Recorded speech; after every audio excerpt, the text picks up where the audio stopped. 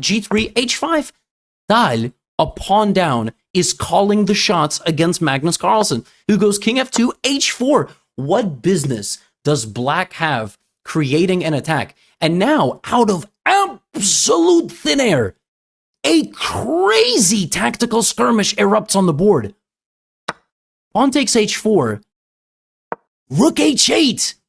The Tal bot is sacrificing the entire right side of the board.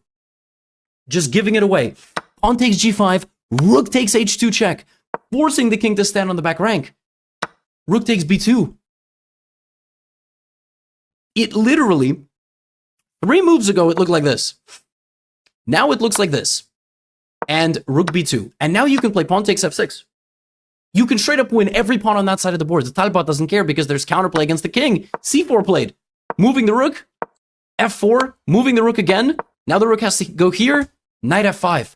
Defending the bishop. Threatening rook to d7. Talbot doesn't care. He takes back on g5.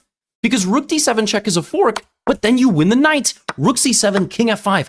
And I was watching this unfold like, are we about to witness Carlsen bot get mated? Like, 10 moves ago, again, like 10 moves, this was the position. Stable, happy life for the white king. 41st move of the game. Everything is gone. It looks like just an explosion. And that's what it was like to play Tal. Out of nowhere, you got to lock in or he's going to take your soul. The only move not to lose, rook f7 check. The only move not to lose. You have to keep checking the king and get this rook off the board. You got to trade the rooks.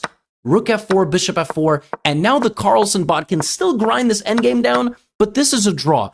This is a draw because of the nature of the opposite colored bishops. At the end of the day, the bishops can't actually outmaneuver each other, and since they can't outmaneuver each other, you don't have any support to promote your pawn. The bishop is always defending, and even if you retreated to the most passive square, the activity of the black rook, completely sticking the king over here, it doesn't matter how far the pawn even gets. It can get all the way to c7. Look at this. You see what ends up happening is that the bishop is under attack, and if you try to play passively and defend it, I'll go after that pawn. So you don't have a way forward here with white.